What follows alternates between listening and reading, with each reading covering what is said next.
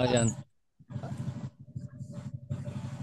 Understand the lesson. Advanced reading. Advanced study. May nagsabi rito, physically, mentally, I don't know what it means, no? Baka physically and mentally prepared. Yun, no? Huwag malate sa class. Yung code is Understand the lesson. Do research. Ang ganda, no? Ganda yung mga ano nyo. Review the topics. 6:05. Prepare yourself spiritually. Listen during class. Ayan. Yung mga ano no, yung mga comment, mga ano nyo, input.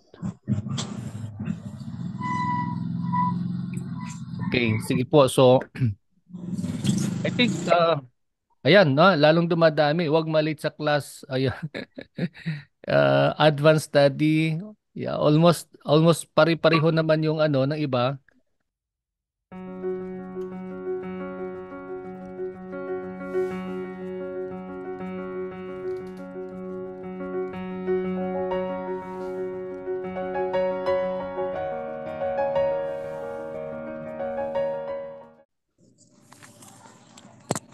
Yes, Sama, go ahead. Ano yung tanong mo? Sir, kasi yung typing is 25 letters lang. So, ang hirap mag-type. 25 letters lang talaga siya per something. Per sagot. Oh, short lang siya. Maximum. Okay. Short Yeah. lang. Yung pinaka-idea lang. You don't have to write everything. Just give us the idea. Thank you. Okay, Virgie, Zami, okay na yon? Okay, Yes, sir. thank you. Thank Virgie, you. okay na tayo? Nakapasok ka na? Yes po, sir. Salamat po. Okay, sige po. Sige, hintayin namin yung ano mo ha. Basta ano lang, very short lang. Give us the idea. Kasi ang tanong lang natin dito, ano yung ano, we are trying to look at the strategy. No, ano yung strategy natin? Kasi kailangan mayroon tayong common strategy ng pag-aaral. Yan. So mas madami ang nag-key in ng advanced reading, no? Ibig sabihin nun, nagbabasa ng mas ano prior to the class. I think I fully agree with that, no? Kasi nung nag-aaral din ako, hanggang ngayon kasi nag-aaral din ako hanggang ngayon, Ay, it would be much interesting kapag habang tayo ay nag-aaral and before we come to class, we do the advanced reading. Kasi pagka nagturo na yung teacher, ano na lang yun, parang itatahi mo na lang yung prior knowledge, no? Yung natutunan mo. Yun, no? So, I think most of you or many of you have said kailangan ng advanced reading. The only problem probably is that some of you might say, Sir, wala pa kaming manual, wala pa yung libro. Sa ngayon, kasi yun nga, on process yung ano natin, delivery ng libro, manggagaling pa ng Quezon City. For the meantime, pwede nyo namang silipin sa website, no? You try to look at the website and then yung dun sa course, doon ang course na sinabi natin nandoon sa 2024 na LMT training program, hanapin nyo po doon, nandun yung link. Ang link ng ating PDF copy ng ating massage licensure, DOH massage licensure training manual. Okay. And then, ang marami ding napansin ko na nag-comment is doon sa area ng, ano no? Yeah, of course, listening, no? Listening during class, yung mga sessions natin. Kung in case lang na you're not able to do so, pwede naman panoorin nyo sa YouTube, no? I'm really trying to do it as fast as I can when I do the editing para ano kasi dalawang klase po ang aking hinandle ngayon, no. I have the 10 o'clock to 12 o'clock to 1 o'clock, and then we also have the 1:30 to 2:30. That's another class, but similar program, no. Nag-request lang isang grupo na talagang ano lang, for just for them daw. Anyway, ayun. So if you're not able to make it during the session for the day, pwede yon, sundan nyo na lang sa gabi or the following day, no. Lalabas po yon. Okay, some were saying, yeah, understand the lesson, of course. Kaya nga, maitahin natin dun yung sinasabi kanina na focus, no? Kailangan walang distractions, no? Kapag ka nasa ano kasi total 1 hour a day lang naman 'yon. So hangga't maaari ano niyo po, kung nasa bahay po kayo, sabihin niyo po yung mga kasama niyo sa bahay na huwag kayong disturbuhin between that time, no? 12 o'clock to 1 o'clock para nakafocus yung tuon, nakatingin ka doon, nakatuon ka doon sa program, no, sa training. And there's one that I like, no, yung sabi nga dito yung good attitude. Tama yun, no? Right attitude probably. Right attitude, no? Um, Importante yung puso natin nandoon sa ating pangarap. Okay, hindi pa pwede yung ano, yung parang ano lang, no, parang wishy-washy ika nga. No, kailangan decided tayo, no? Kailangan naka-set yung ating goal for the year na bago mag-September o bago mag-July, kayo ay meron na kaakibat, may hawak-hawak na kayo certificate of registration. Ito yung license coming from DOH. Ayan, ang dami na, no? Focus, oh, naulit naman yung focus. Yeah, merong nagsabing prayer. Okay. Oh, yeah. Concentrate on the lesson. Very good. Um, Yan, naulit na po yung makinig sa klase. Yeah, this one that I like also, no, yung you make your own test questions. That's nice, no? May nakausap akong abogado, sabi niya, hindi daw siya nag-review doon sa bar exams. Ang ginawa lang daw niya, yung when I say review, yung formal training review, ang ginawa lang po niya, talagang in-effort niya araw-araw. Nag-set siya ng mga 10 tanong everyday na tanong na sasagutin niya rin. Ganun. Pwede 'yun. That's a perfect ika nga mental exercise. No? You come out with your own test questions based doon sa of course sa ano sa literature, no? Doon sa ating manual. Sige po. Ngayon, meron lang akong gustong ibigyan ng konting pansin. Merong nakalagay dito do research. Medyo cautious ako ng konti doon sa idea ng do research kasi as possible, I would like to encourage you na focus lang tayo dito sa manual, no? Focus lang tayo sa ating literature, no?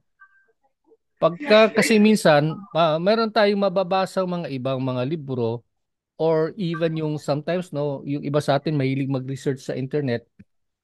Careful lang kayo kasi minsan yung context iba. Iba yung kanyang approach. Tsaka minsan malawak, no? So, ang atin lang naman tulad ng sinasabi natin, simplified yung approach ng training, no? Simplified yung sa DOH. Kaya lang kahit na ikaw ay magaling, kung hindi mo naman naaral yung sa DOH, may kakaproblema ka pa rin ng kahit na konti. Ayun ha. So, ano lang po, even the videos, no, mga videos minsan iba yung turo nung sa DOH, no? I wouldn't mind kung yung dun sa aking turo magkaroon kayo ng konting deviation pero yung ating source ng material for training dapat iisa. Mag-depend lang tayo doon sa manual na ginagamit natin. Okay. So I think yun na po ang kabuuan. Wala na siguro papasok ng mga comments. If you may allow me, gusto ko lang magbigay din ng aking suggestion, no? Ayan, meron isa maganda. Humabol. Yung gusto ko to. Set fixed time daily to study. Kung sino ka man na nagsulat niyan, saludo ako. Yan. Kasi po, ang pag-aaral, hindi pa pwede nga tulad sinabi natin, uupo ka lang, makinig ka lang, no? Para kang nanonood ng sine, ng movie. Hindi pwede 'yon. Kailangan talaga yung inuusisa mo siya, inaaral mo siya, yun nga sasagot ka ng tanong, gagawa ka ng tanong. Pero isang napakaganda which I would like to really emphasize is sa araw-araw dapat meron kang fixed na oras ng pagbabasa. Don't make it too long. I will not recommend that. Mga 1 hour of reading is okay already. Basta regular yung oras, no? Kung saan ka mas productive, may mga tao kasi katulad ko, kung seryoso yung aral, mas gusto ko madaling araw.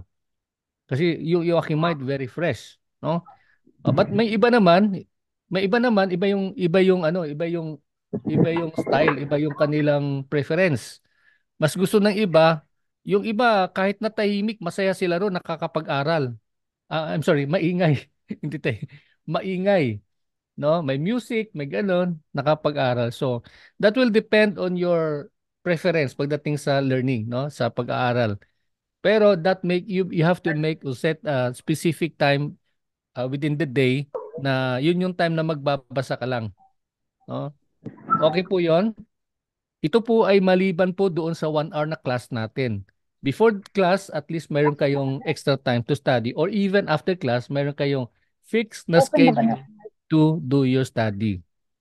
Ayan.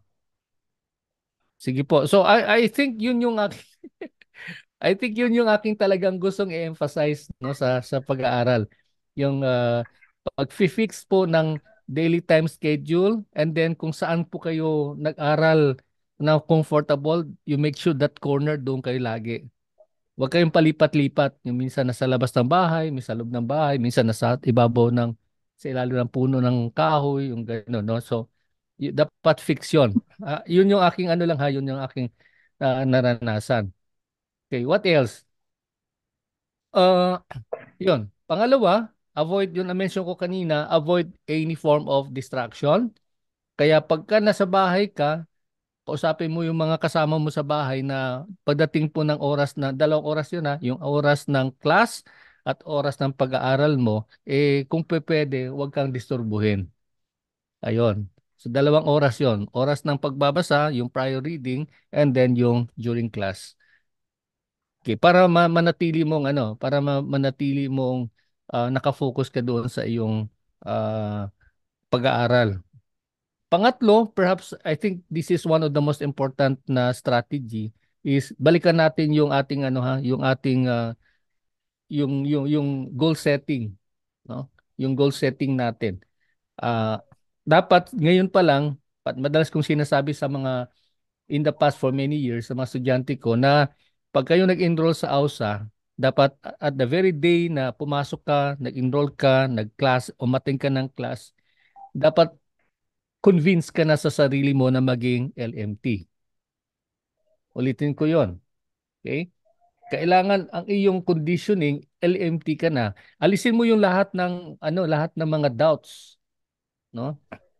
Minsan malungkot pagka nakakarinig ako ng comment Sir, matanda na ako, sir eh. Oo, yun.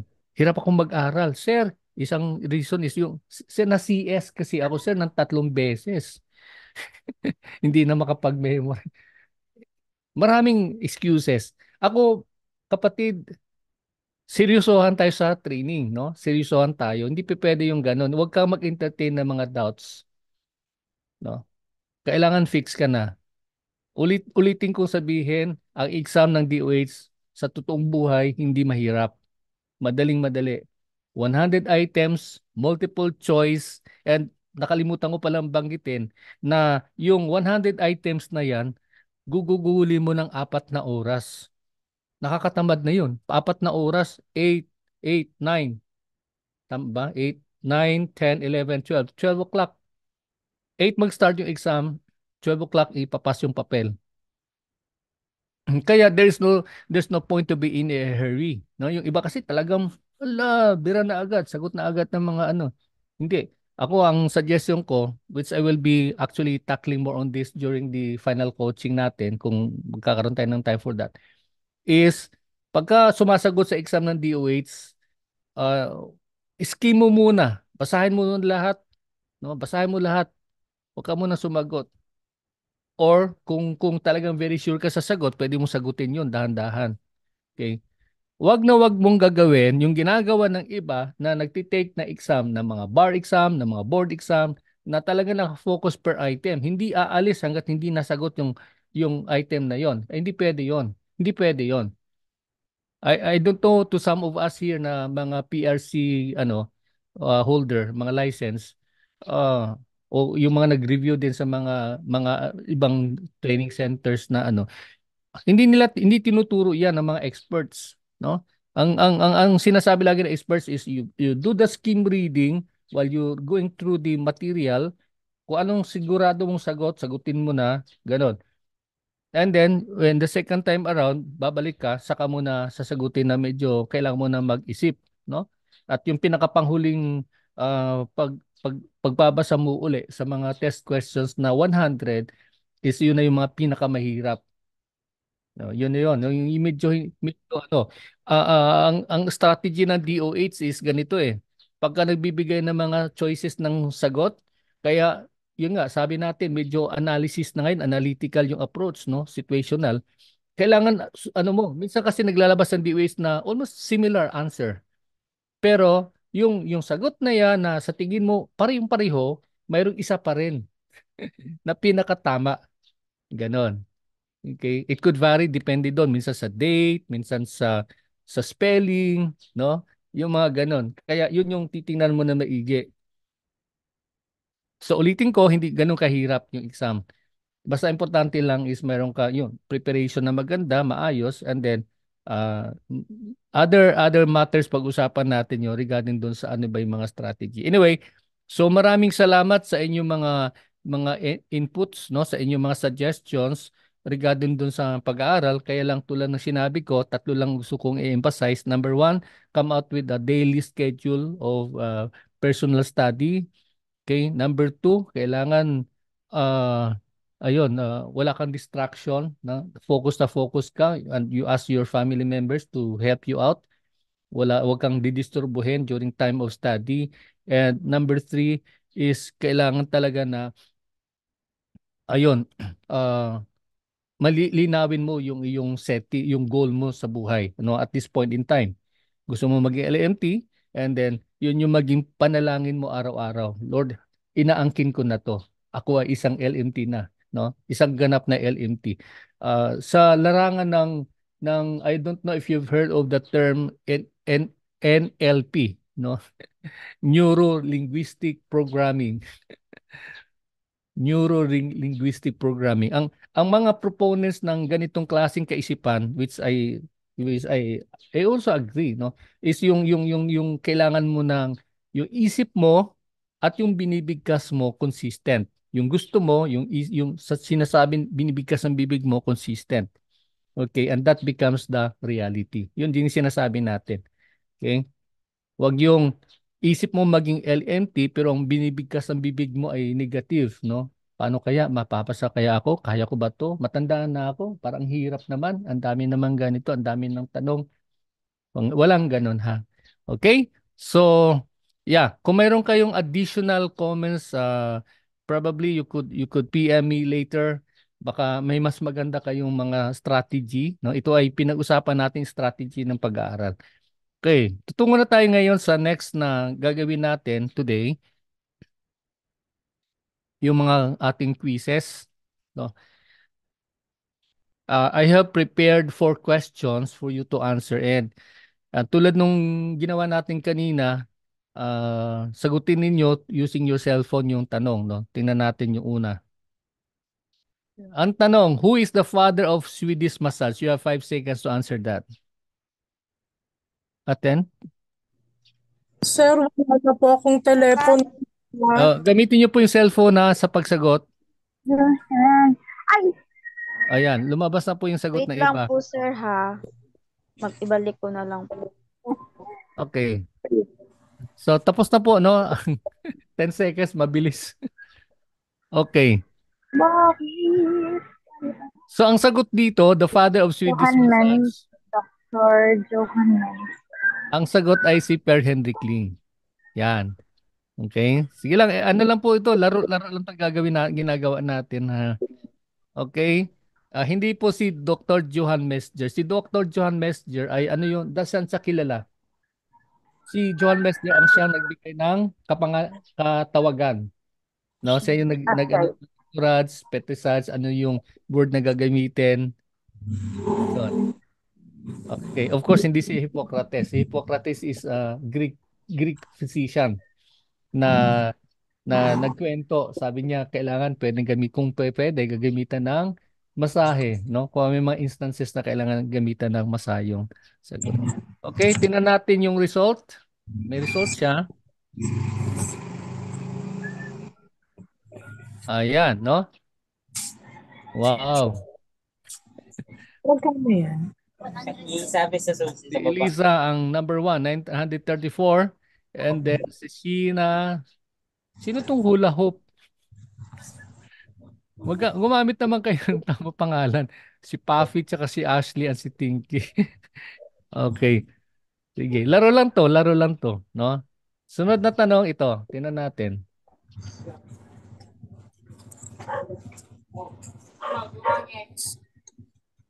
Yan. Dumami na yung ready na players ha. 16 Okay. pa. Hindi ko alam kung paano yung iba. Okay. Basta like I said, ano lang to. This is just a game. Okay, let's start the quiz. You are given 5 seconds or 10 seconds to answer the next question. Let's see who answers the fastest. Kasi yung sabi rito, pagka mabilis yung sagot mo, agad may ano siya, may sagot siya no, ano, may score. Yan, tingnan niyo yung cellphone and then yan, sagutin niyo po. The question is, what is the meaning or what is Presidential Decree 856? Go. Choices na nandyan is, well,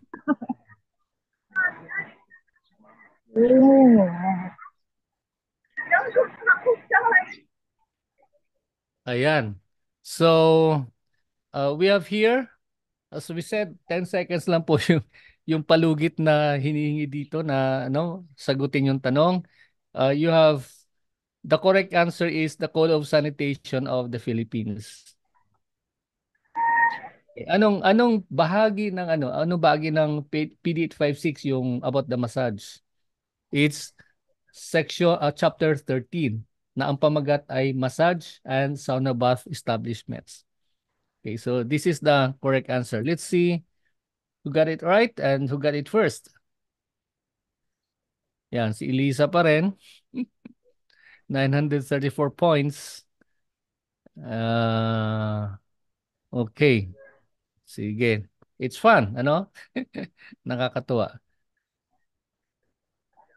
Sunod naman ay yung ating pangatlong tanong. Let's see. Look at your device. Start. Ayan. Which among the government directives tama ba yun? Focuses more on the massage therapist rather than spa requirements. Okay. Alin sa mga, di ba we have the PD856, AO 2010-0034, we also even have AO 2008-032 if I'm not mistaken. Tatlo po yun, halos, no? So ano po doon sa mga pamantayan ng pamahalaan? Ang focus hindi sa hindi sa mga spa requirements kundi doon sa massage therapist. Pinag-usapan yung requirements, pinag-usapan yung examination, pinag-usapan kung paano mawawalan ng lisensya yung therapist, pinag-usapan din doon yung about the renewal of your expired after 3 years may expired yung license nyo eh. So the correct answer is DOH Administrative Order 2010-0034. I want you to memorize this number or this title by heart, no? Kasi paulit-ulit yang lalabas. Kung magkakaroon ng comparison sa exam sa choices of the answers, probably 2011 ang ilalagay or 2000 yun. Katulad ng ginawa ko, 2011-0034. So if you're very sure about that happening in 2010, then you could give the correct answer. Okay, so let's see who made it.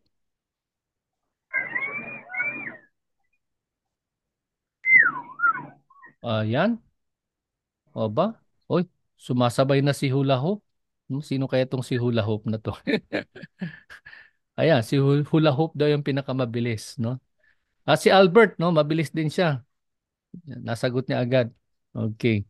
So, let's proceed to the next and the last question that we have for the day. Yan. So, yan. Masaya, no? Sabi ko nga sa inyo, learning is fun. Okay, it doesn't have to be boring. Boring. Hindi kinakailangan na ano siya. Okay. So, are you ready? Okay. Kung ready na kayo, here we go. Yeah. What's the question? Based on the current DOH directive,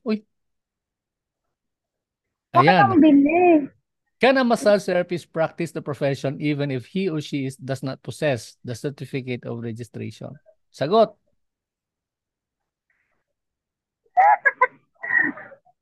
Hmm. Okay. Ang bilis, Diyos ko. Oo nga, bilis. Sige lang. Bilis talaga, sir. Oo. Kakatuwa. Sige nga. Sorry, Ane. Next time, gawin kong isang oras. Po, sir. Okay lang po. Sorry, sorry. Okay. So, let me explain. Ang tanong dito is, based on the current DOH directive, ano yon? Ano yung pinaka-appropriate na direktiba ng kagawaran ng pangkalusugan? May kinalaman dito. AO 2010-0034. Okay. Ang tanong dito, actually matagpuan nyo sa somewhere sa section 5. Can a massage therapist practice the profession even if he or she does not possess a certificate of registration? This is interesting. Halos lahat sa inyo sumagot ng no. Hindi pwede. Ano ang tamang sagot? Maybe. The correct answer is it depends. It Okay? depends upon the LGU. It depends. Kasi ito nakita nyo, tama yung ano eh. Di ba sabi ng EO 2010-0034, no one is allowed to practice the massage as a profession in the Philippines without ano yung kulang na word? Yung qualifier na word. You want? Without a valid certificate of registration. Bakit natin nasabing valid? Kasi after 3 years, ang certificate of registration mag-expire. No? So Oh, kahit may hawak kang certificate of registration, after 3 years, hindi mo na yan na renew, expired na yon. So that means hindi ka rin pwede kasi expired na yung license mo. So that means hindi ka pwedeng magmasahe based doon sa AO 2010-0034. Tama ba ako? Yun na. Suriin nyo maigi yung AO 2010-0034. There's some doon sa section 5 na nagsasabi na kailangan lahat ng magmamasahe may hawak na valid. It's not no enough na one shall certificate authorize the practice of registration. Kinakailangan of valid code. yung hawak certificate of registration. Okay. So, this is a type of ito yung panghuli, pinapakita ginawa natin is analysis, no, analytical, no? Hindi lang siya basta lang kailangan suriin mo na maigi and try to look for the missing word, no? That will qualify kung ano yung tamang dapat na maging sagot. And in here, the missing word is certificate, a valid certificate of registration. Ayan po. So, Uh, wag natin tingnan yung leaderboard, no? Kasi mukhang ayan. Anyway, ang top notcher natin for the day si Eliza May. Ayan, palakpakan po natin siya. Meron siyang 2,610 points. Okay, so like what we said, ano lang naman to, laro-laro lang naman to. So, but this is a learning na gusto nating para ma-internalize natin na maigi. Ang gusto ko lang natin na lang i-analyze, i-emphasize natin habang tumatagal is yung ability natin na i-apply yung ika nga yung critical thinking, no? Um, um, Minsan pala sa DOH, mayroon kaming training na ginawa sila para sa amin nung araw. Kasi yung mga training institutions, paminsan-minsan, pinapatawag ng DOH at nagkakaroon ng training. At isang, isang hindi ko makalimutan na itinuro is about doon sa kind of skills. Meron daw tinatawag na sa thinking skills ito, mayroong HATS, mayroong LATS. Ayun. Anong ibig sabihin ng HATS? Okay. HOTS is HOTS. HOTS is higher order thinking skills. Sandali. Yung pangalawa, yung pangalawa ay LOTS, no? Low order thinking skills. So, ang massage therapist, sabi ng DOH during our training, kailangan natin i-develop yung HOTS, no? Higher order thinking skills. Ano ibig sabihin ng higher order thinking skills? Okay, I'll give an example. Meron akong kaibigang Chinese. ah, na taga Marikina. No, may-ari siya ng isang malaking kumpanya ng ano ng paggawaan ng sapatos. Narinig ko sa kanya yung kanyang kwento kasi siya kahit na siya yung may-ari ng isa sa pinakamalaking shoe store sa buong Pilipinas. ah, anyway, so ito yung naririnig ko sa kanya eh. Ah, Saan ko ba na ano yun? Oh, yeah. Kasi I used to work sa Bahay Ampunan nung araw at itong mama na ito is one of the benefactors nung Bahay Ampunan. At lagi niyang tinuturo sa mga bata, no, regarding dun sa ano, paano niya pinapalaki yung mga anak niya. Okay? Ang sabi niya ganito, tandaan niyo, maisipin niyo mabuti. Sabi niya, alam niyo, kahit na ako ang may-ari ng isa sa pinakamalaking shoe store ng paggawaan ng sapatos sa buong Pilipinas na nakabase sa Marikina, isa lang, isang pair ng shoes ang ibinibigay ko sa aking anak. Sipin niyo yun ha, no? Mantakin mo, ang dami niyan, libo-libo yung kanyang pinuproduce, no? Monthly, ang dami niyang pinuproduce. Pero sa kanyang mga anak, lagi niyang ang tagubilin niya, anak, ibinigay ko sa iyo na itong pair ng sapatos na ito, this will be good for 1 year. Okay. Hindi ka na pwedeng kumuha kung ano-ano dyan na wala without my permission. Dapat yun lang. Now, should in case you want to buy or you want to have a new pair, usap tayo. Ayan. Ito yung maganda. Usap tayo. Okay. Number one, kailangan ipaliwanag mo sa akin, anak, kung bakit kailangan mo ng bagong pair of shoes. Sipin mo yun, ha? Pinapaisip niya yung anak niya. Okay. Pangalawa, paliwanag mo sa akin kung paano mo bibilhin yung pair of shoes na gusto mo. So, ibig sabihin, kahit nasabihin niya sa tatay niya, di, gusto ko ng bagong sapatos. Bakit? Kasi sira na yung isa kong nabili o binigay mo sa akin eh. Hindi niya ibibigay. Kailangan mong bilhin. Okay. Ang tindi, ano? Anak ng pinakamalaking kumpanya, may-ari ng kumpanya na gumagawa ng sapatos. Pero yung treatment sa anak ganun. Okay? So you want to have a new pair of shoes because the old one is dilapidated, sira na. Now, usapan natin paano mo bibilhin. Okay, hati tayo. Okay, kung ang value ng shoes mo ay 1,000, sagot ko 500. Okay, yun sa iyo anak? Galing, no? Oh, yun sinabi niya sa anak niya. Sabi niya, anak, shoot di. Pero yung 500, kailangan mong kitain. Oh, yun. Ibig sabihin nun, magtrabaho ka. Oh, trabahuin niya doon sa kumpanya. Anong halimbawa, magwawalis siya. Yung gano'n, no? Magmamap siya doon sa kumpanya, sa opisina. Ayun. Saka lang siya bibigyan ng daddy niya ng bagong pair of shoes. So, ito ay application nung ika nga ng yan, tinan natin tong aking ano ha. Higher order thinking skills na kung saan ay kailangan pinag-iisipan, no? At alam niyo yung ginagawa niya sa anak niya, tinitrain yung anak niya na mag-isip. Kahit na bata pa yan, marunong mag-isip, no? Ah, sa salitang kalye, ito yung marunong magdumiskarte, no? Yun yung mahalaga sa mga ano natin, no? Sa ating mga kabataan, kung kayo ay may mga anak, yun dapat ituro natin. And sa DOH, mahalaga din po yung HATS, no? Gamitin natin yung ganong klaseng pag-iisip, yung pinoprocess natin, ina-analyze natin. Kapag tayo nagmasahe, tanungin natin yung client ano yung kanyang pakiramdam. Kung sinabi niya siya ay may nararamdamang pananakit sa kanyang likuran, sa kanyang bewang, then tanungin mo kung anong dahilan, probably. Ano yung naging treatment na ginawa niya. And then, saka mo i-apply yung mamili ka doon sa 5 basic strokes, no? Effleurage, petrissage, friction, taputment, and vibration. And then, anong intensity? Anong level? Anong frequency? Gaano katagal mong gagawin? And then, of course, you record the result. Okay? Kaya lang, meron pong iba kasi nagfo-fall sa LATS.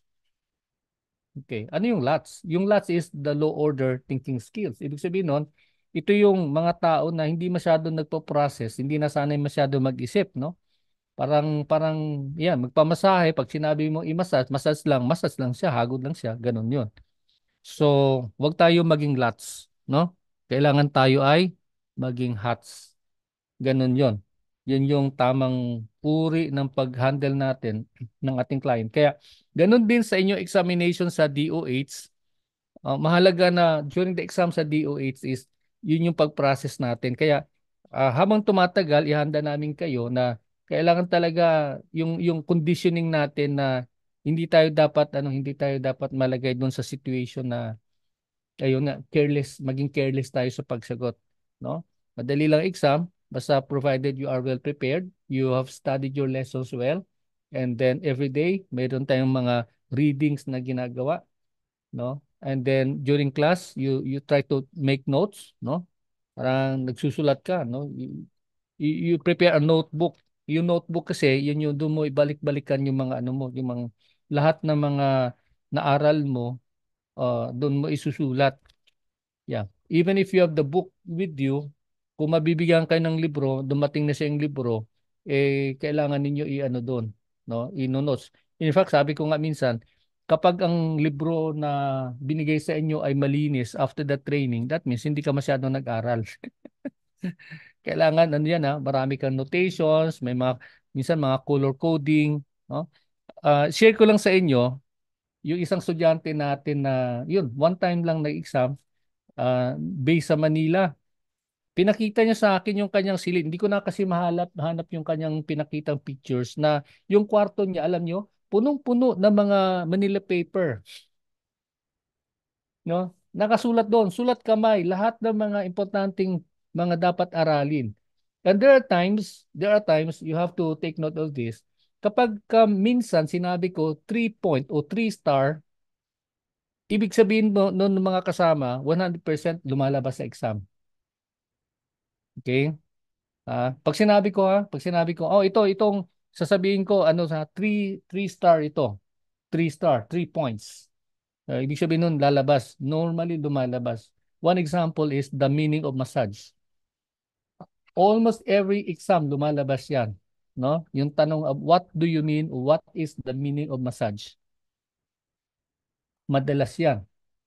Okay. Another examples probably is, kasi hindi naman natin ma-preempt yung ilalabas ng DOS. Pero normally lang no na naririnig ko kasi what we do after the exam, yung mga estudyante tinatanong namin, we conduct what we call as the exit interview, no? Tinatanong namin kaya yung mga ibibigay namin na mga special tests later on based ito sa kanilang input, no, yung sila mismo nakaranas ng mga pagtatanong at yung na ano nila na naisip nilang sagot. Okay. Another example is when it comes to the 5 basic stroke manipulation, laging tinatanong yung ano ang meaning anong root word ng effleurage, pétrissage, friction, tapotment, vibration. Halimbawa, yung pétrissage o yung effleurage galing sa salitang French na effleure.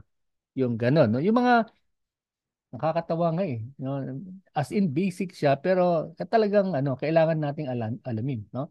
Ganon. Plurals with recession. Later on, we'll discuss on this lengthily. Nagbibigay lang ako sa inyo ng bird's eye view regarding dun sa dynamics ng examination. Kaya, ayun, hindi ko lang maintindihan kasi yung estudyante na yun talagang punong-puno no, yung kanyang silid. Just like my mother, na si Mami Mila, yung aming ina ni Doc Weng. Nag-LMT exam siya. Ito yung ano niya. Nung nag-license your exam yung nanay namin, mantakin nyo for all her life, isa siyang teacher, nagtuturo siya. Nung nag-retire siya, ang tanong sa akin, anak, anong gagawin ko? Retired na ako, anak. Sabi ko, mag-LMT ka na rin para sama-sama tayo, no? Magmasahe na rin tayo. So to make the long story short, yung nanay namin, number one, hirap siya di ba? Anong alam niya? At the age of 60, medyo hirap na siyang humagod, di ba? Wala, tsaka sino yung papraktisan niya? No? Malayo yung mga kapatid ko. Wala siyang naging model kundi yung kanyang mga apo. Ayan. Dinagot niya, pinaktisan niya. 'Yon. O nanay ko 60 years old. No, nag-LMT siya. Ayan. Okay? Awa ng Diyos, inaipasa niya. So katulad din ni yung estudyante natin na talagang sinulat ni ng nanay ko doon sa mga dingding yung ano, no? Yung mga importanteng mga key points, no? Inaral niya, dapat memorize the meaning of massage, no? Mga ganun. So nakasulat yun sa dingding. Okay? So that means seryoso siya, no? Kaya wag niyong idahilan sa akin kasi minsan may nagsasabi na, "Sir, matanda na ako. Hindi masyado ako makapag-memorize." Eh, hindi masyado memorization. It's more on the analysis. Ayan. Okay? So, unless, do you have any other clarification or addition dun sa aking pinag-usapan? I really made it the point na ma-discuss ito habang maaga kasi habang tumatakbo tayo, medyo palalim ng palalim yung ating discussion. At kailangan natin yung mga basic as in basic ma-internalize natin na maayos para hindi tayo masyadong mahirapan at yung pacing natin mabilis. Okay?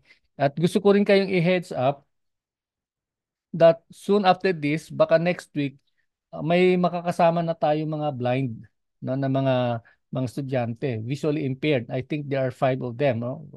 I don't know kung hahabol yung 10, maging 10 na bulag. Okay?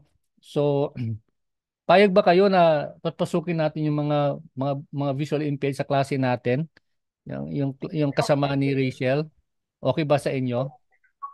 Okay. Okay lang po, walang problema. Oo, yan. Yes. Oo, okay. So, yun. Ano natin sa kanila? Kasi alam nyo, sa totoo lang, ito atin-atin lang. Sikreto lang natin to. May mga top-notchers tayo in the past, mga bulag. Ha? Tumitindig yung balaibog ko pag naisip ko yun eh. Mga bulag. Blind. Pero top 1, top 2, top 3.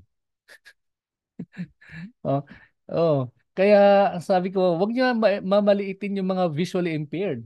Kasi magagaling yan. Of course kasi limited lang naman yung kanilang, 'di ba? Hindi masyado sila talagang sila as in sila yung focus. 'Di ba, Verge? No, focus talaga sila. Ayun. Ayan. Andito ba si Rachel? Wala si Rachel. Oh. So, ayan si Rachel, nandito pala. Che. Hi. Nagtatago si Che.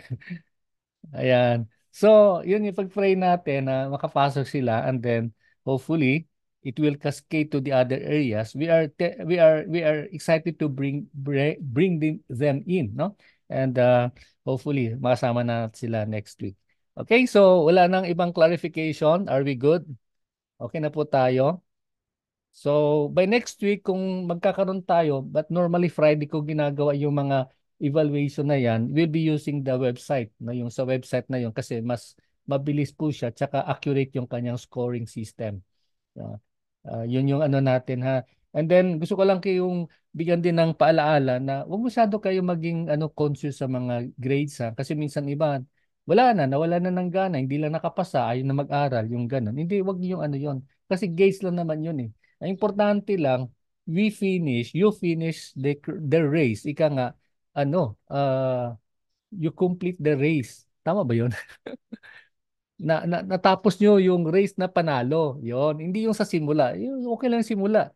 Wala pa yan kahit na hindi mo nakukuha. Tama ba? No? Si Virgie nung sabi mo hindi ka raw techie. No, no, okay lang yung hindi ka techie. Hindi naman hinanap ng division techie. Next week.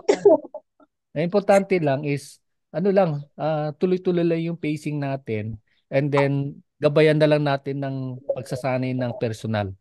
And then, Yes. paalaala lang po sa mga kasama natin na tulad ng nagsasabi na hindi po sila experts, no, kasi wala po silang experience karanasan sa pagmamasay. Okay lang po 'yun. Alam naman namin lalo na sa theory, magi-excel kayo. Kaya lang ibabalansin niyo ito doon sa hands-on. Okay? So, yun naman ang aking kumpiyansa diyan kasi kung kaya nyo naman na i-tackle ito through mental exercise, lalo nyo makaya yan i-tackle through the hands-on. Kaya lang, you have to give it enough time. Okay? So, overtime na tayo. Our time check is 1:04. Maraming maraming salamat for your time. See you on Monday. Keep on praying Thank and you din po. and God bless po, Sir also, Benji. yeah, Thank galingan you. nyo. And kung ang DOH hindi magbibigay ng top notcher, I am tempted to give top notcher sa batch ninyo, ha? tingnan natin kung sino yung maging worthy na maging top notcher sa batch ninyo. Pero dalawa yon, written tsaka sa oral practical exam. Okay, God bless. See you around. Thank you. Yes po. Thank you, sir. Bye. Arigato.